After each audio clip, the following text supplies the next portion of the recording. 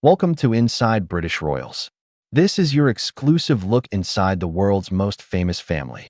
We are exploring the scandals, secrets, and power plays that define the modern monarchy. If you are new here, please do well to hit that subscribe button for more updates. A royal's place in line to the throne is a birthright, woven into centuries of law and tradition. It's meant to be unshakable. For most of history, only death or revolution could disrupt the sacred order. But for the first time since a king gave up his throne for love back in 1936, the British government is considering using a rare and powerful act of parliament to erase a former prince from the line of succession.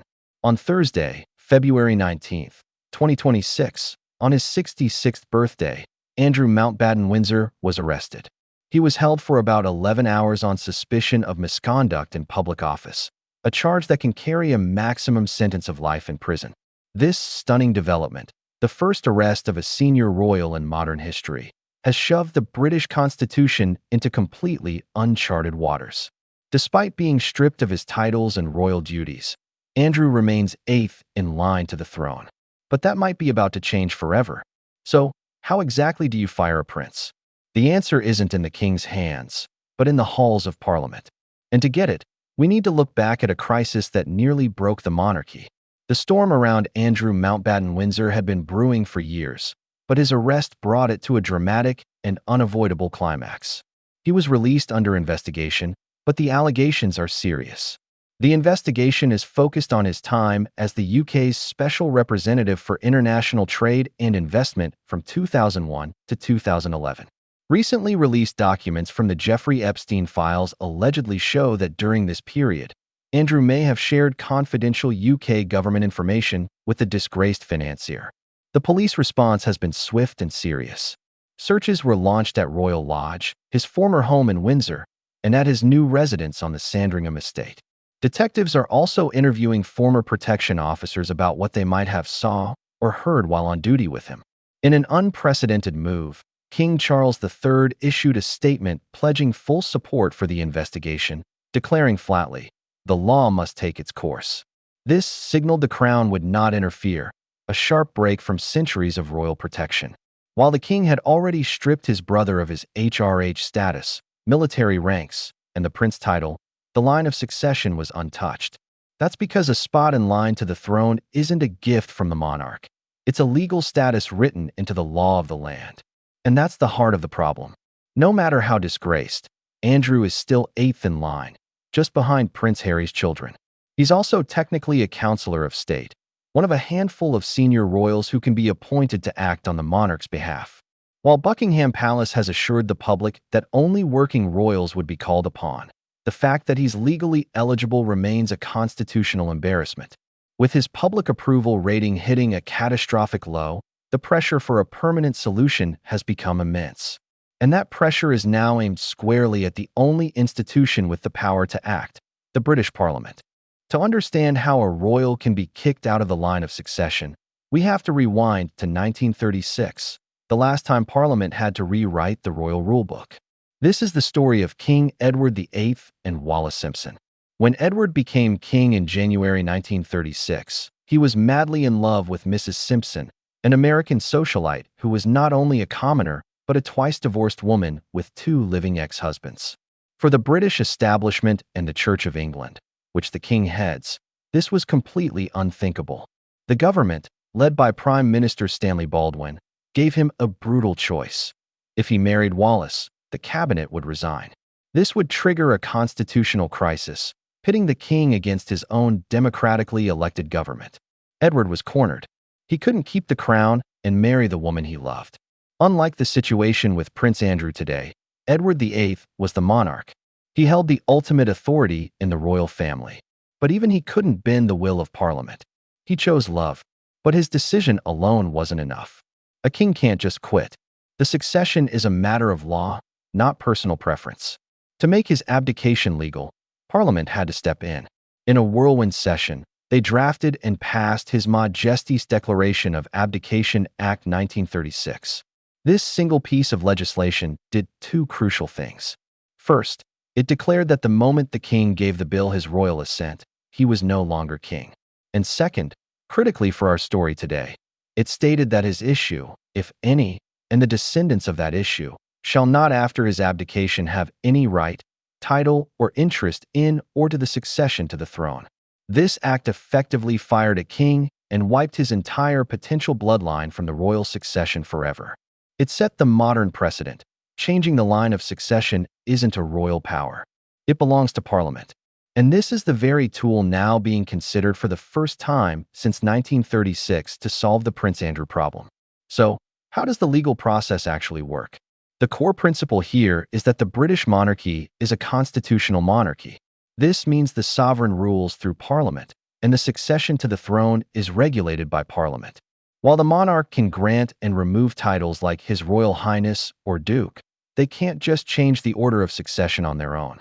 That power belongs to the lawmakers. The rules are set down in laws, most recently updated by the Succession to the Crown Act of 2013, which, for instance, ended the system of sons automatically jumping ahead of their older sisters. To remove Prince Andrew, the government under Prime Minister Keir Starmer would have to introduce a brand new, specific bill for that one purpose. This bill would be debated and voted on in the House of Commons and the House of Lords, just like any other law.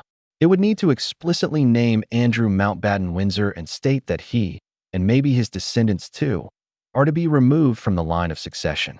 Once it passes both houses, it goes to the king for royal assent.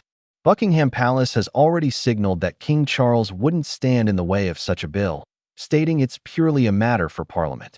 But there's a big complication.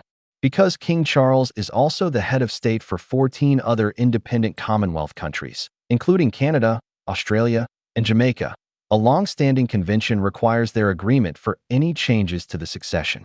This could turn a simple domestic bill into a tangled and lengthy international negotiation, potentially taking years to get done across all the realms. This is the single biggest logistical hurdle to removing Andrew quickly. We're getting into some pretty complex history and law here, and I'm curious what you think. Is an act of Parliament the right way to handle this? Or should the monarchy have other ways to police itself? Drop your thoughts in the comments below. And if you're finding this breakdown of the royal crisis useful, please take a moment to hit that like button and subscribe for more in-depth analysis. With the historical and legal roadmap in place, we can see the path forward for Andrew's removal. The current government has made it clear they're seriously considering it. Following Andrew's arrest, Chief Secretary to the Treasury James Murray said the government is not ruling anything out, and Defense Minister Luke Pollard called his removal the right thing to do. This isn't just political talk. It's a direct reaction to overwhelming public demand. A recent YouGov poll found that a massive 82% of the British public supports removing Andrew from the line of succession. Only 6% oppose the idea. This gives the government huge political cover to take such a historic and drastic step. The support crosses party lines, with Liberal Democrats and members of the opposition also calling for a new law. The plan, according to multiple reports, is for the government to wait until the police investigation is over. Whether or not charges are brought, the government would then likely move forward with drafting the legislation. The process would probably mirror the 1936 Abdication Act, creating a specific law for a specific person to forever change their constitutional status. This signals a major shift. For years, the strategy was to sideline Andrew informally, stripping his titles, yanking him from public life, and hoping the problem would just fade away. But his arrest and the ongoing police searches of royal properties have made that impossible. The brutal reality, as some have put it, is that his continued spot in the line of succession, no matter how distant, is a stain on the monarchy itself. The political will to act has finally solidified, turning what was once a theoretical option into a very probable course of action. Forcing a prince out of the line of succession with an act of Parliament is a constitutional earthquake, and the aftershocks could ripple for generations. The most obvious question it raises is, does this set a new precedent? If Parliament can legislate to remove Andrew for alleged misconduct, what stops them from doing it to another royal who causes a scandal or just becomes unpopular? Inevitably, This brings Prince Harry's name into the conversation. His situation is completely different. He chose to step back and hasn't been accused of any crime. But creating a legal tool for involuntary removal could change the rules for all royals.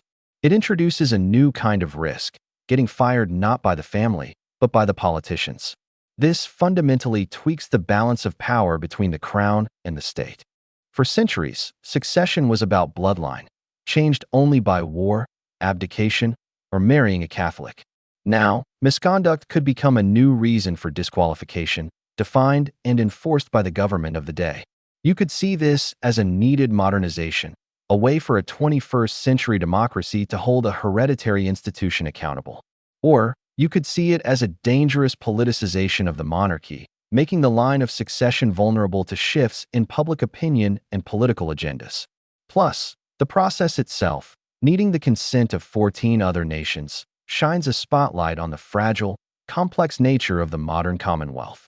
A long, difficult negotiation to remove Andrew could expose disagreements between the realms and maybe even speed up Republican movements in countries like Australia or Jamaica, who might decide they no longer want their head of state decided by a British law.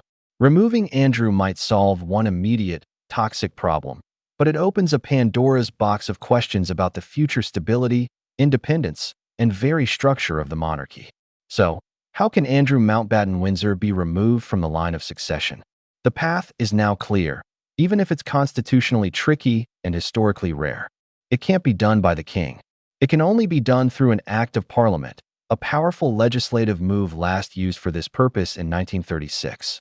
Following his arrest on suspicion of misconduct in public office and with public support for his removal at an overwhelming 82%, the British government is now considering this very step once the police investigation concludes. The move appears to have the quiet approval of Buckingham Palace and support from multiple political parties, making it feel more like a question of when, not if. The process will be complicated by the need to get an agreement from 14 other Commonwealth realms, but the crisis around Andrew has hit a point where doing nothing is no longer seen as an option. While Andrew's removal seems increasingly likely, the bigger question is what this all means for the future of the monarchy. By setting a precedent for the parliamentary removal of a royal, this crisis might be remembered not just for the downfall of a prince, but as a defining moment that forever changed the relationship between the crown and the country it serves.